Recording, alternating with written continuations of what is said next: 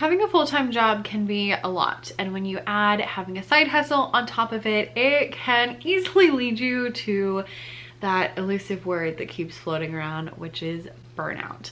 Burnout is when you basically get so overworked and overwhelmed for such a long time that you're just kind of done with everything, and it's mentally and physically exhausting and something we are trying very hard over here not to do.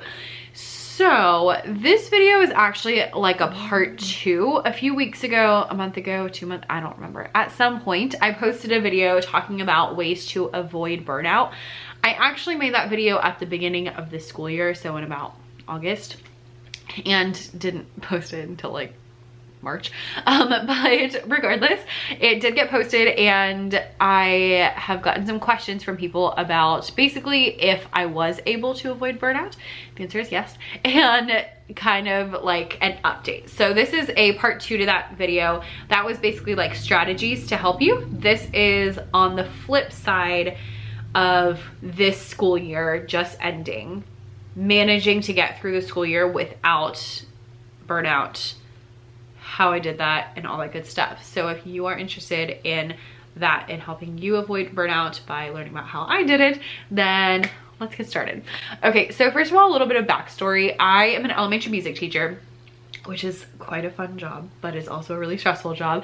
And on top of that, I have a business where I help elementary music teachers by selling resources and slides, presentations, and games and worksheets and all that kind of stuff.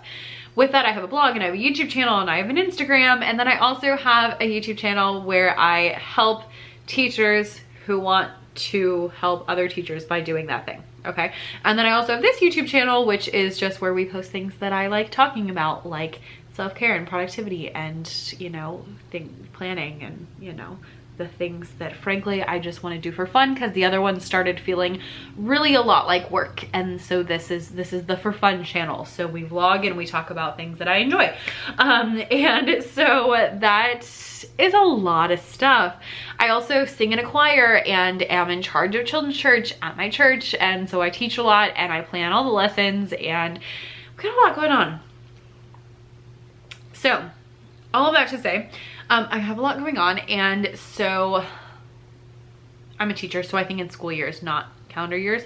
Last school year, the 2021-2022 school year, was like the first year back after COVID, and the first half of the year was great, and I was like, oh my gosh, I forgot that I liked teaching because I've been on the computer for so long, and it was great. And then the second half of the school year, I just wore myself out. I was working my butt off in the business. A lot of things were happening at school that were really overwhelming, that took a large mental tax on me and were really stressing me out. So then that stress led me to do more work on the business, because that's my toxic trait, is when I get stressed, I work more on the business, because it's like something I can control. Like, okay, the class was horrible, this happened, that happened, all of these things are awful, but look, I made a new product. And so it's like, it's kind of a coping mechanism for me. And then, so I had all of that of like working my butt off in the business, having all these stressful things happening at school. And then my dog died, which added like a whole emotional stress to me that was really difficult. And the combination of all of these things meant that by the time we got to the end of last school year, I was so done. If you saw like videos from back then, you might recall that I just said all the time, I was like, I am so tired. I'm so tired. And it was like, it didn't matter how much I slept, I was so tired all the time. And it was just really bad. I don't think I quite got to the point of burnout, but I think that if school had gone until June and not gotten out in May, I would have been there. It was really, really bad. And just from the overwhelm and the overwork and just like the whole mental fog of just being so exhausted, it was bad. Last summer, as you know, I'm a teacher, so I get summers off. And so I don't get summers off. I only get paid for 10 months of work. Last summer, I was Usually over the summer, I'm like, I'm gonna do this, I'm gonna do that, and I do all these things, and I really enjoy myself. And last summer, it was like all I could do to get off the couch. Like, I was so, now looking back, I realized it was like kind of me in recovery, and like my body just, my brain and my body just needed to like just not do anything to recoup from all of that. But at the time I was like, I don't know what's wrong with me. I can't do anything. Normally I have like a really solid morning routine, and I just could not get out of bed. Half the time I wouldn't work out. Like it was like things that I would never do, because I'm very much like, I like my routine. I like having, you know, XYZ done all the time, and it was very unlike me, and I just had very little motivation and all of that kind of stuff, kind of recuperating. So I realized that this was the issue that had happened, and really took steps to make sure that this year I did much better than that. And I am happy to say that we're in a much better position this year. I kind of felt myself inching towards that line of like overwhelm, getting to all of that. And I was able to like stop myself and bring myself back and really finish the year like on a happy note. Well, a happy-ish note, because I'm going to a new school, so it was a teary happy note, but a less overwhelmed note, starting the summer and actually feeling like good and not dead and all of those good things. And so that's why I wanted to make this video as kind of the part 2 of like, here's how I actually happened. So we're a lot better. I have quite a few things to talk about in here, and they're not really in any particular order except the first one, which is the most important thing you can do if you have been through burnout or really close to it, is to really like psychoanalyze yourself and figure out what your personal signs are. So for me, I found that when I get to the point of like, I just feel tired 24/7 and it's like nothing I can do to help that, not being able to manage my emotions very well is really odd, but I have found that apparently I'm a toddler, and so when I get really tired, I can't manage my emotions. And so like if something really small happens, I like lose my whole mind. And so realizing that was like, oh, okay. And so now I can like catch myself and be like, oh, that means, you know, I need to rest. And then just for me, I'm an Enneagram number 1, and so this is a very Enneagram 1 thing, and that is that when I get really overwhelmed, I just want to like run away and go hide under a blanket. Like it's like I will work and work and work and work, but if otherwise I'm like, I just want to go and run away, and I can't deal with anything, and I don't want to deal with anything, and I got nothing left. And so those are kind of my things that when I start sensing those things, when I start feeling those things, I now realize that those are like the precursors to burnout and overwhelm. And so I now, on the flip side, can stop myself when I feel those things and address them.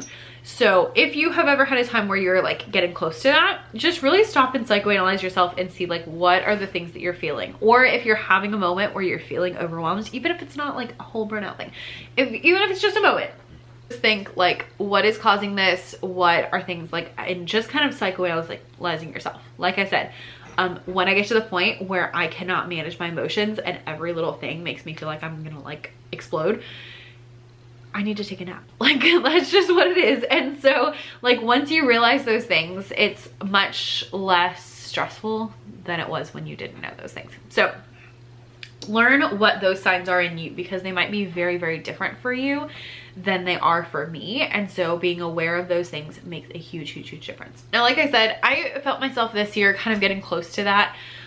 In about March and April, I was working on a course, and if you've ever made a course, you know that they're a lot of work. And at the same time, my school caught on fire, and then we had like testing season. There was just a lot going on, and I started kind of feeling myself like inching towards that whole like doing things.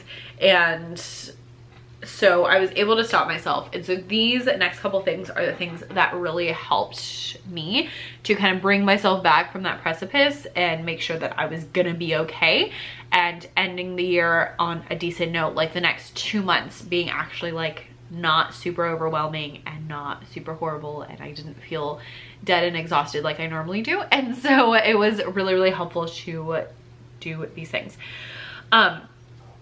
Number one is to prioritize your health. This year, well, here, back up.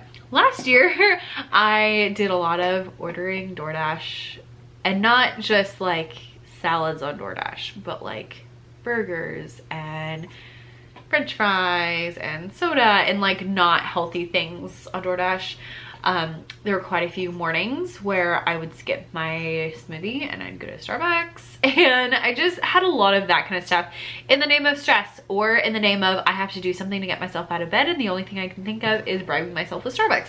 So this year I really prioritized my health, and in order to do that, I made sure it was a smoothie every single morning, making sure that I was drinking my coffee at home. Last year I was Starbucksing it like way more than I would like to admit.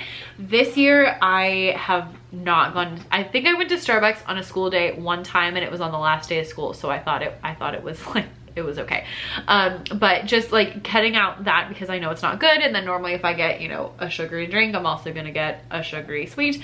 And so just making sure I have my smoothie every morning, making sure I was actually doing my workouts, because if I don't do my workouts, then I do start to feel it.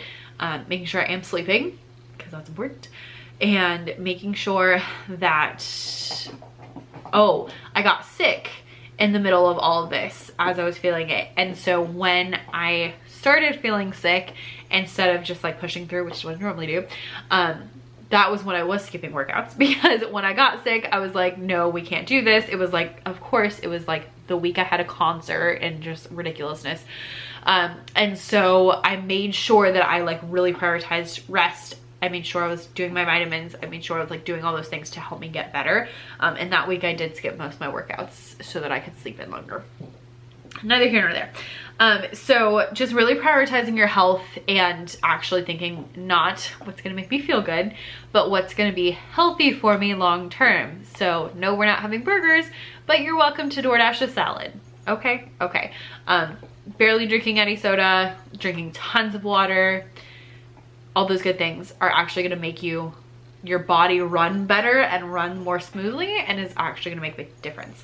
I know, you know, you probably came to hear me talk about taking bubble baths and, you know, frilly stuff like that. And although I do take bubble baths 3, 4, maybe 5 times a week, that's not actually the most important part of self-care. Okay? Okay, I do have a whole book on self-care, by the way. It's called The Happier Teacher Life. It's applicable even if you're not a teacher. It's on Amazon. I will link down below. So that's number 1, is prioritize your health. Number 2 is focus on the most important stuff. And there's kind of 2 parts to this. One part is when you are overwhelmed, it is not helpful to just skip all the things you need to do. That's one thing I see a lot in like self-care. It's like, I'm not gonna do, you know, XYZ, but instead I'm gonna do self-care and I'm gonna go do like whatever, you know, go take a bath or whatever. If you have a big deadline coming up, taking a bath is not gonna help you. It's not gonna make you feel better. It's gonna make you feel worse, because when you get out of the bathtub, you still have that deadline looming over you. And sometimes the best thing you can do for self-care is to just get your stuff done. That's like when I was doing my course and I was like, I need to finish this course. I'm starting to feel maybe a little overwhelmed, but you know what? I just need to get the course done. Like, it just needs to happen. I just need to do these things. And so just getting those things done and off your plate is sometimes the best thing you can do for yourself. Okay, so there's part 2 part A. 2 part B of focusing on the important stuff is knowing what you actually have to do. For example, I have a business, right? And in my business where I sell teaching stuff, there are things that I have to do and there are things that I would like to do. So my have-tos are, I have to send out an email every week. I have to make sure that my blogs and YouTube videos are going up. Okay, because those are all things that are public, that have a timeline, that have a deadline, blah, blah. I don't have to post a new product at a certain time. I don't have to post on Instagram. Yes, it's helpful, but I don't have to. I don't have to post a video on this channel because this is my for fun channel. So if I don't get a video up, it's actually my rule about this channel is it's not allowed to stress me out. Whether I get a video up or not, it's not allowed to stress me out, so it doesn't matter. Yes, I would like to get videos up, but I don't have to, okay? So knowing like the have tos in your business versus the would like tos in your business or in your life, you know, cleaning wise, what are things you have to clean and what are things you would like to clean? What are things that you have to do on a daily basis or weekly basis? And what are things you don't have to? Because once you have those really clear, then when you're feeling tired, when you're feeling overwhelmed, you can use those things that you have to do and you can put the other things on the back burner. So knowing what things you have to do and what things you don't have to do, knowing when you have to finish something, knowing when it's okay to just let it go and be okay with not doing it is going to make the biggest difference in your working life, okay? Okay. Part number 3 is one you've heard me say quite a few times. And this is because I keep telling myself it, and that is be like Elsa and let it go. And yes, I have to do the hand motion every time I say it. I tend to be, like I said, I'm an Enneagram number 1. I like things to be a certain way and I like to have a plan and I like to execute the plan and I like things to, you know, I like routines and I like things to happen. And in that, things don't always go according to plan. Sometimes I want to, you know, this is the day I'm gonna film things and then on that day I have to stay after school for something that I wasn't planning on, or there's traffic, or there's this, or there's that, or whatever, and I can't do the filming, okay? Or I expect the day to go one way and then something happens and the day goes a totally different way. Or I, you know, wanted to do XYZ and I can't. Or I'm just so tired that I can't think straight. And so I'm not gonna be able to accomplish anything. And in that, I have really learned that I have to let things go. I'm also an over planner, which means that typically my to-do list has way more things than I can actually do on it.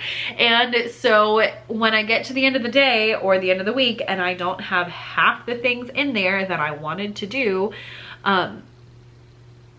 you can stress about it or you can let it go. And I've been really, really learning this year how to let it go. And it's just, it's hard. I'm not gonna lie, but you choose whether things frustrate you or not, and you choose whether you think about them, and you choose whether you worry about them. And if you choose not to worry about them, then they won't affect you, okay? So you have to be the one in charge of your own brain, and you have to be the one to let it go. You're the only one who can do that. I don't have any specific like helpful things for you, but there we go. Number 4, I'm gonna change this actually. Number 4 is try not to overplan. I, like I just said, am an overplanner, which means that I'm always like, I'm gonna do this and I'm gonna do that and I'm gonna do that. And then the reality is that I like literally, even if I never slept, would not be able to do all those things. Because I just have so many things that I wanna do and I have so many ideas. And so 2 practical things that have helped me with this, because I will, first of all, I'll work really hard trying to get everything done. Secondly, I'll beat myself up if I don't get everything done, which I'm working on, being like Elsa. But in the meantime, here are 2 things that help. Number 1 is having chunks of time. So if you've ever heard of like calendar blocking, that's when people actually like go in their calendar and put like, this is my block to do this, this is my block to do that. I don't do calendar blocking because I'm a teacher and so like my whole day is already assigned for me. But I do have a few blocks of time that I have options for. So I have a morning block that is free. So I do like my workout and then I make my breakfast and then I have my block for work. I go to actual work, and then I come home from work and I have my afternoon block, I make dinner, and I have an after dinner block. Okay, so I have morning block, afternoon block, after dinner block. I have 3 blocks, and in those 3 blocks, I could potentially do up to 3 different things. But only 3 things. And so if I start writing 5 or 6 things, I start thinking, oh, when am I gonna do these things? Because I can do this in my first block, this in my second block, this in my third block, but then I'm out of blocks. I gotta do something else.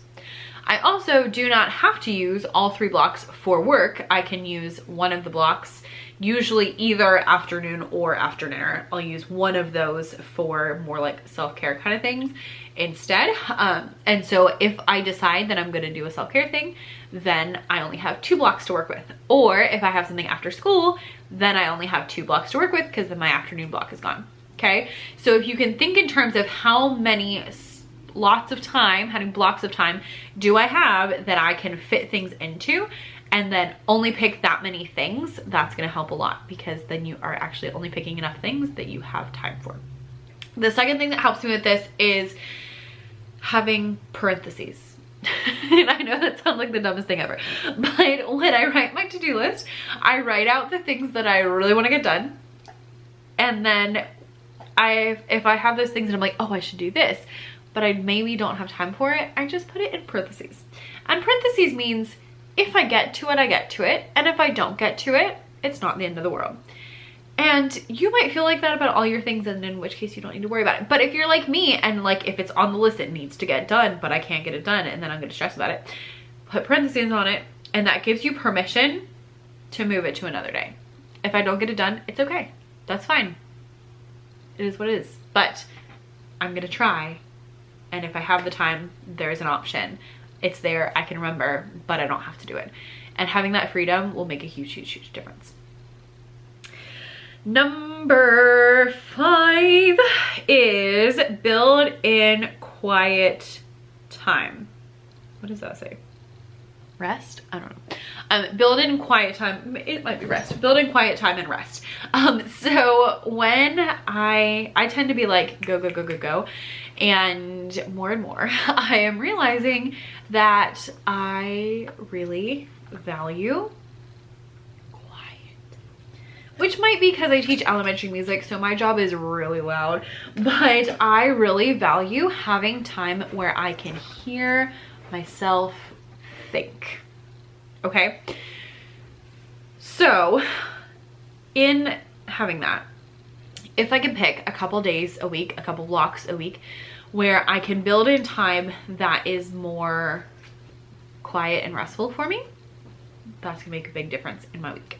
So instead of picking work times for every slot, a few slots a week, I'll pick sitting outside and reading a book, taking a walk with my dogs, taking a bath, because those are all quiet times where I can hear myself think. I have really rediscovered how much I love journaling, and that's again kind of the same sort of thing where you can hear yourself think essentially as you're writing it out. And so that's something I've been doing a lot of, and I used to think I have to do that like at certain times when things are all right, and now I'm like, you know what, I can sit on the couch and I can journal, and that's fine while we're watching live PD or on patrol or whatever it's called now. Is that super quiet? No, but it still gives me that same like feeling that I get of like thinking and being able to think about things and hearing myself think essentially. And does it bother my husband? I don't think so. He never asked me about it. I mean, he's welcome to read my journal. He would find it really boring, but you know, it's there, it's whatever. I don't know. He writes things too, and I don't care what they are, so it's probably fine. Not that I don't care what he's writing, but just, you know, let him have his personal thoughts, let me have my personal thoughts. So I'll just sit on the couch and I'll just, you know, write and write and write. And sometimes I write like a page, and sometimes I write like 10 pages, and it's fine. Or sometimes I do that a lot on Saturday mornings are usually my like write in my journal time, and it just, having that more often is really, really helpful to me. So having those like quieter times built into my day or my week are really, really helpful. I've also kind of found that how do I describe this?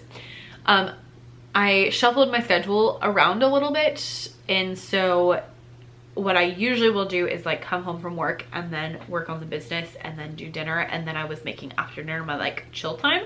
I found that I actually prefer work, come home and do some chill time. So like read or journal or something like that. And then maybe work a little bit, eat dinner, and then work after dinner was actually more successful to me. And I think the reason is because having that like chunk of time that's a little bit quieter helped me to like be refreshed. And so after dinner, I could actually think and like do the things. The other thing is that after dinner, typically we're like watching TV, which does not fulfill that like quiet, reflective need that I have. And so if I'm working while the TV's on, that doesn't bother me. But if I'm like working and then watching TV, like it just doesn't feel as restful to me than if I'm like reading a book or journaling, or even if I'm like planning, like those things are fine. So just rearranging my schedule a little bit has helped. Yeah, that's all I had to say about that. Building quiet time and or rest. You don't have to work on all your blocks. And the last one is probably the hardest one, and that is listen to yourself. So as you are going about, this can be really hard because sometimes you might feel like maybe traditionally a little bit lazy. And when you feel lazy, sometimes it's because you are just being lazy and you just don't want to do things. And sometimes it's because your body's like, no, I need rest. No, I need quiet. No, I need this, that, or the other. And so as you go about your life, listen to yourself and really try to figure out, when is it that I actually need rest? When is it that my body's trying to tell me something? And when is it that I'm just being lazy? Because if I'm just being lazy, then we're gonna get our butts in gear and do the work. But if I actually just really need a night to chill, that's fine too. So you have to learn yourself and learn what your body needs when it needs it, and also learn things about yourself, like how I just told you. I really value quiet. I really value learning and growth. And so when I'm like reading a book that is teaching me something, that fills that cup for me a lot more than like watching a TV show does. And so I find that more fulfilling and more restful and just better overall than like watching a TV show. And so like once you start noticing those things, noticing what time of the day you work best, do you work better in the morning or in the afternoon or in the evening, all of those things are pieces of you and they're different for every person. And so the more you can notice those kind of things, the better off you will be. If you need like a resource for that, I would say for like knowing yourself, I would say take the Enneagram test. It's like a personality test, but it's all about what drives you. And so I always find that really fascinating because it's more about like why you make your choices rather than like what you like to do. And so that's really helpful for self-examination and realizing, you know, kind of like what you are doing and why, and that will really help you. So it's not easy to listen to yourself, listen to your body, listen to yourself, but just as you go about your life, don't just go about it blindly, but actually stop and think like, why am I doing this thing? Why do I feel this way? When this happens, how does it make me feel and what can I do about it?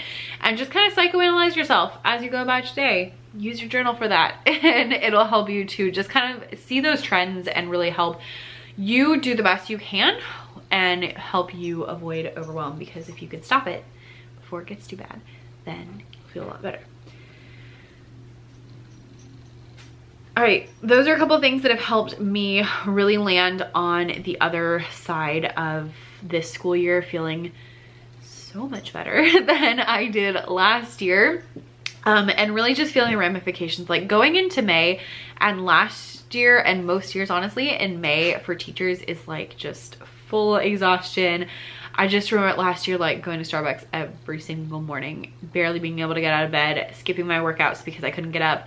And this year, like getting up, making breakfast, doing the whole thing, and just feeling so much better overall was priceless. And so I would highly recommend that you make sure you are, you know, keeping tabs on yourself and, you know, doing everything you can to help yourself make sure that you are living a happier life, because nobody wants to be miserable, okay? And as my mom told me one time in high school, if you're miserable, it's your own fault, which is, you know, not entirely true, but you are in, her point was, you're in charge of how you feel and you're in charge of what you choose to do. And Nyla just chose to go find a squeaky toy, so we're gonna wrap this up. But you're in charge of how you feel and how you're not in charge of your circumstances always. Sometimes you are, like I found a new job this year because I'm in charge of some circumstances. But you're in charge of how you react to things and what you choose to do. All right, I'm gonna choose to cut this off before her squeaking drives you crazy. So thanks for watching and I'll see you next time. Bye.